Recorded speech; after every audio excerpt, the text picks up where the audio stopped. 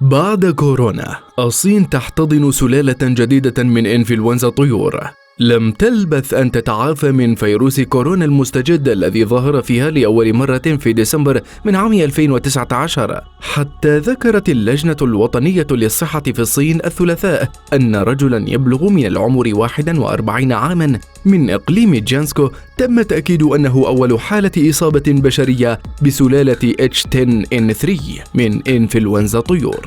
وقالت اللجنة في بيان أن الرجل الذي يعيش في مدينة تشانغانغ في الإقليم الواقع في شرق الصين نقل للمستشفى في 28 من أبريل بعد إصابته بحمى وأعراض أخرى أقل عدوى وخطر انتشارها ضعيف.